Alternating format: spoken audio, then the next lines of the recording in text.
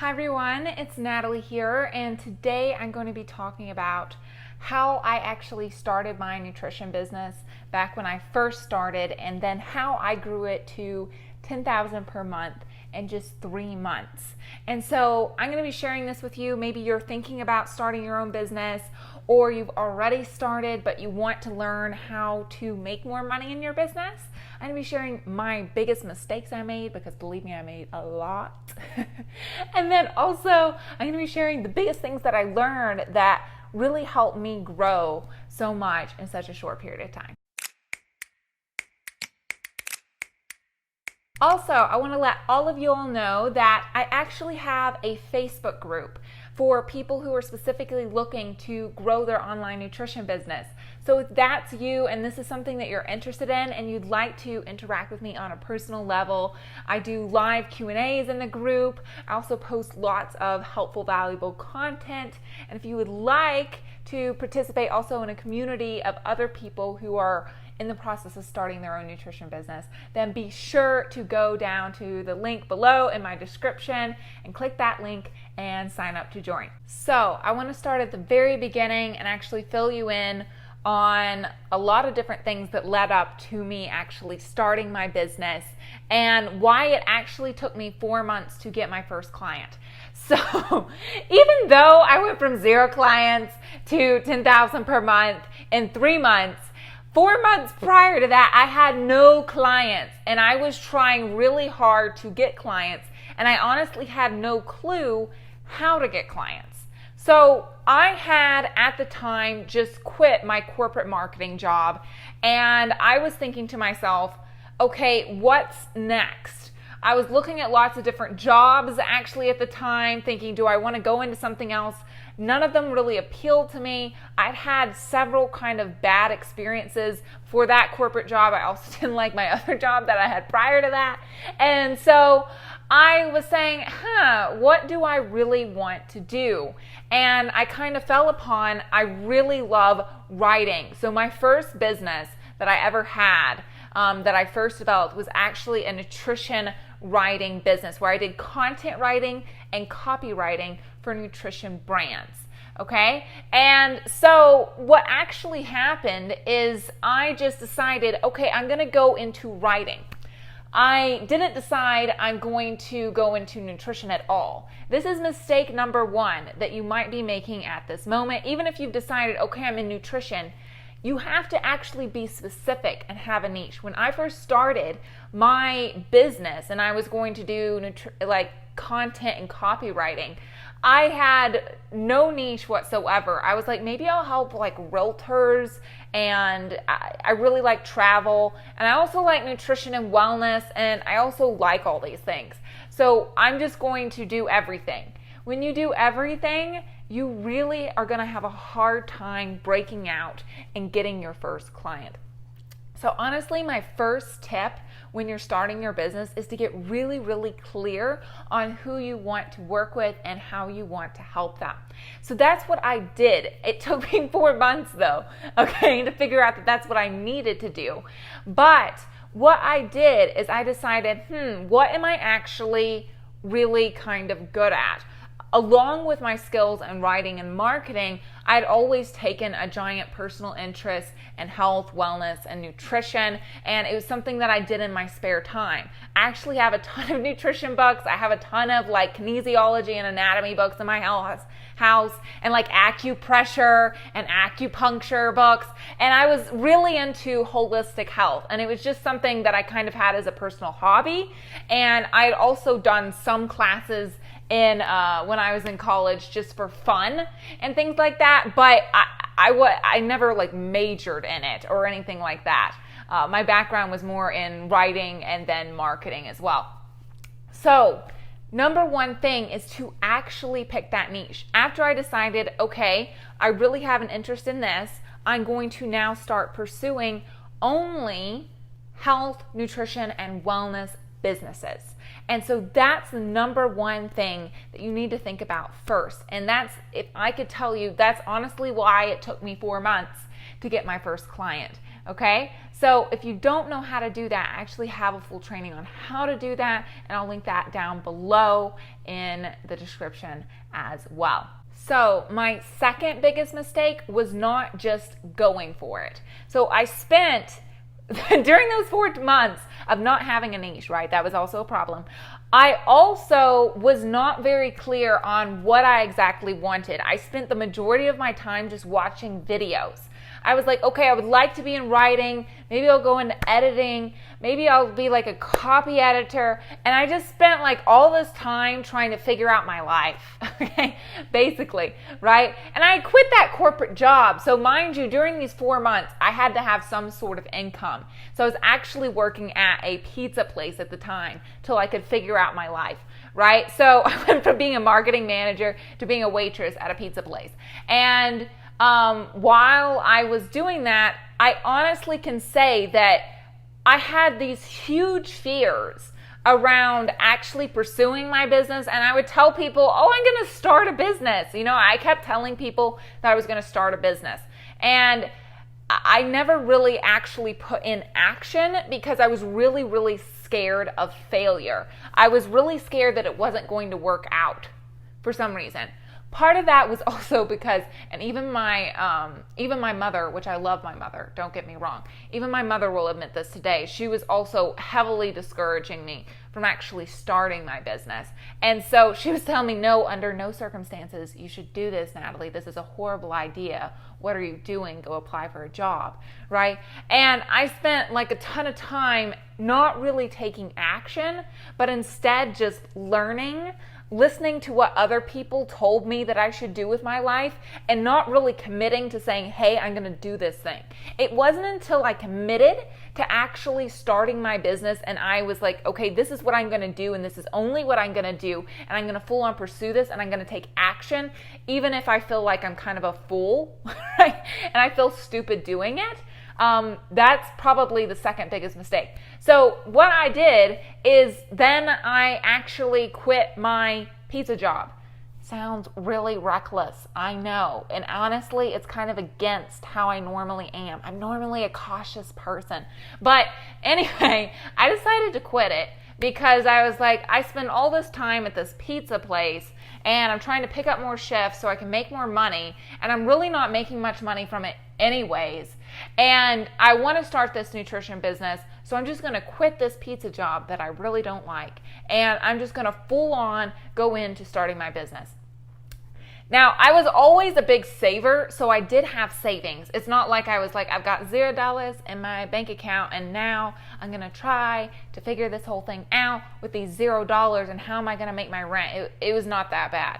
It was more, I have thousands of dollars in my savings account because I'm a massive saver, and even when I'm making no money, I'm just chucking money into my savings account because that's how I was taught as a kid, right? And so I had that. Right? And I had that. But the great thing is after I did this, it only took me like 2 to 3 weeks to get those first few clients. And it was because, one, I committed to, I am doing this and there's no plan B. Because oftentimes what we do is we try to start our business, but we're also like got our foot in this other door and we're like, if it doesn't work out, and it's more like you're thinking in your head, when this doesn't work out, I'm just going to go over and do this thing. So I then decided, no, I'm fully starting my business. I'm actually going to work with nutrition businesses.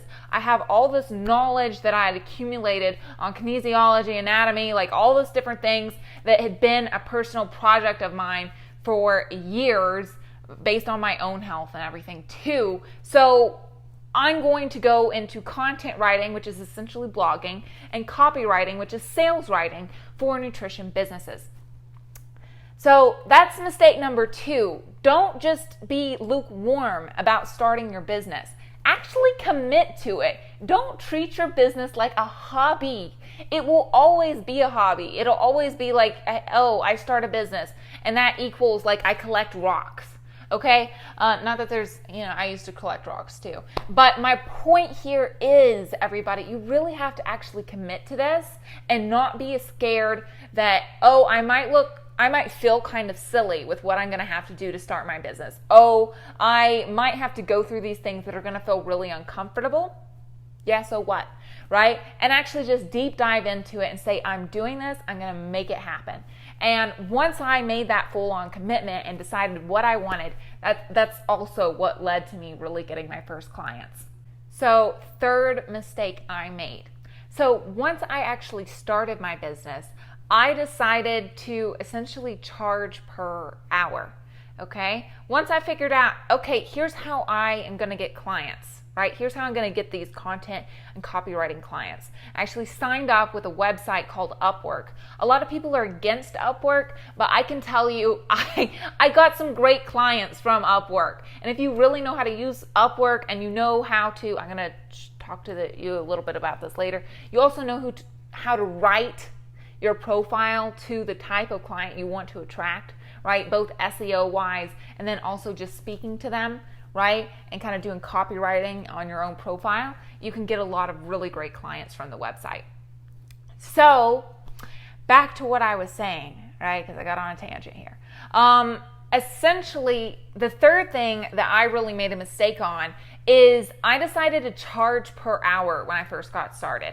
So I was originally charging $35 per hour when I first got started, and then quickly after that, I raised it to $40 an hour. And I had this idea of, okay, as my quality of work increases, I will increase my hourly rate. Here's the real problem with this way of thinking is that you always cap yourself off. And as you know, I hate using this sentence because it's so corny and overused. You're trading your time for dollars, right? I hate using that sentence because it's so overused. But you kind of are. And so you cap out on time. And what happened is as I got better, I actually didn't need to use as much time to write articles and put as much effort into copywriting because I had just gotten really good at it and people really loved my work. Well, then I started making less money, okay, which is not great, you know? And so I realized there was kind of a problem with charging per hour. And I even got up to a point that I was charging, I think like $150 or $200 per hour for my work. But it's actually a real problem because you always are going to cap and limit yourself.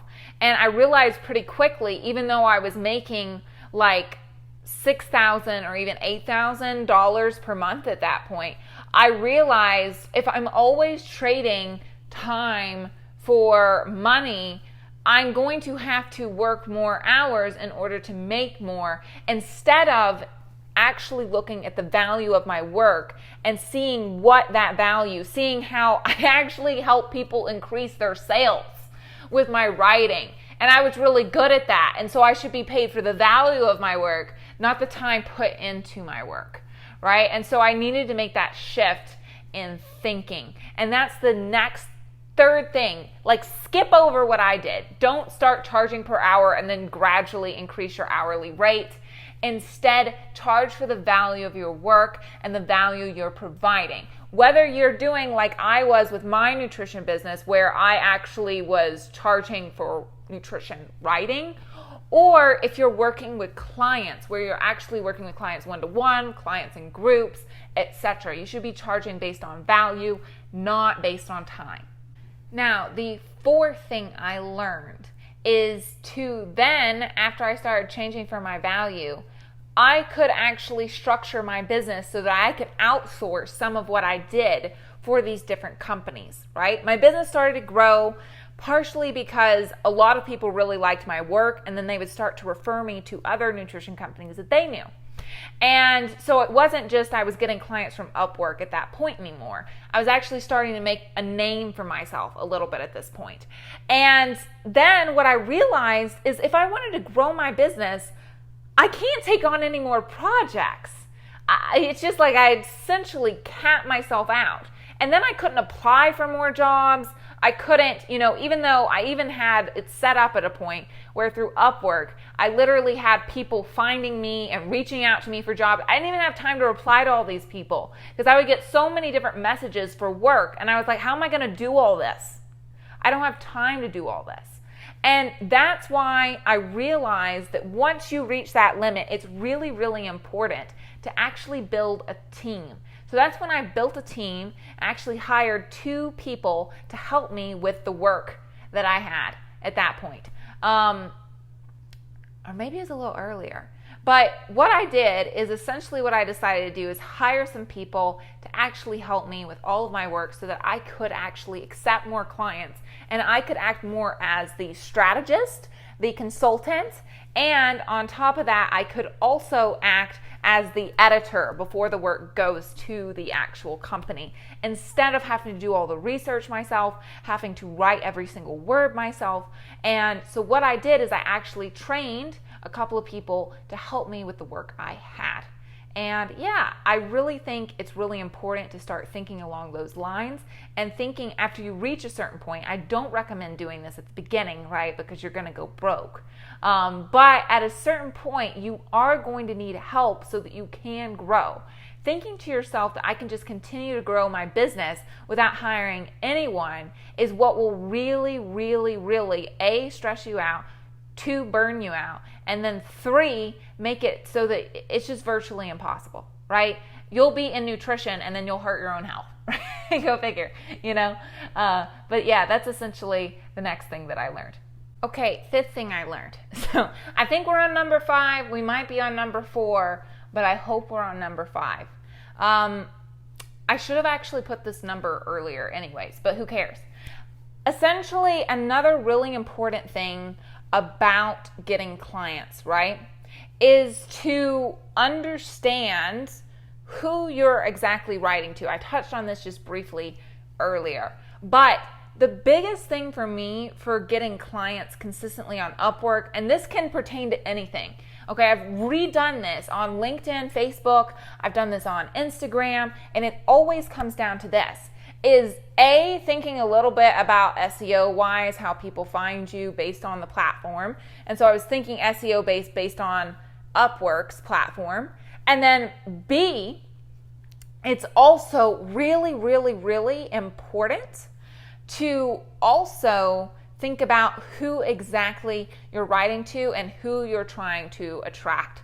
So I used a lot of different words like plant-based. I also used words like holistic marketing, and I was really speaking to the type of companies that I wanted to attract on that platform. And what happened is because A, I'd written it in direct response copywriting, right, where people actually took action from my profile. But then B, I'd also made it so that people, when they search for specific things for a copywriter or content writer that did those things, my profile popped up on the very first page. And this was a big, big thing for me so that people chose me first and so that I didn't have to always actually seek out jobs, but instead people would find me. And that's how I actually got in touch with some really big brands too, with nutrition brands, was because I did those 2 things. And they would tell me, oh yeah, Natalie, I chose you because 1, you made your profile about us. You didn't make it like about all of your qualifications. And then 2, I found you because I searched for specific words and you popped up first because of that. And so that's where I really had an edge, was doing those things. This also brings me to kind of my final point for what helped me get to 10,000 per month. And then to get beyond that, I had to do a lot of other things, but we'll say that for another video, okay? But essentially, the next biggest thing is I needed to understand how to get clients off of a platform that is not just like Upwork, okay? That is not just a, sometimes if you want to get paired with like clients in nutrition, Health Profs is available. Different websites like this where people can actually search for people and you can have a profile on there. I need to move beyond that in order to get more and more clients. And so really the next thing is to actually have a system in place from taking strangers to becoming paying clients. Before, I didn't really understand this process too well, because even though my background was in marketing, I understood what to do after people already had an audience, and then how to amplify it, and then how to actually get more sales from what they were doing, and how to tweak things to improve things. But I really didn't actually understand if you're at like ground zero, or if you're not like out there in the stratosphere of people really knowing who you are, how to actually attract clients. And so this actually took me a little bit of time to actually master. But after I did that, this is once I started hitting like 10,000, even 12,000 per month in my business consistently, is because I understood how to do this, and I structured my business with all those other operations that just helped me operate effectively, and I could work the same amount but actually make more in my business. All right, so if you're just starting out with your business, I really hope this video helps you and helps you learn from my mistakes so that you can do better than me. And then it won't take you 4 months to get your first client, because that's a little bit ridiculous, isn't it? Doesn't sound like a long time, but it felt like forever. But yeah, that's essentially my journey. That's my journey at the very beginning. So I hope this helps you. If you do like this video, be sure to like this video, right? Comment below what one of these mistakes you might be currently making, and then how you're going to solve it, right? And I'd love to meet you down in the comments below and tell you, oh, that's great, and cheer you on, right? Or join that Facebook group that I talked about earlier, right? And check out that in the link in the description.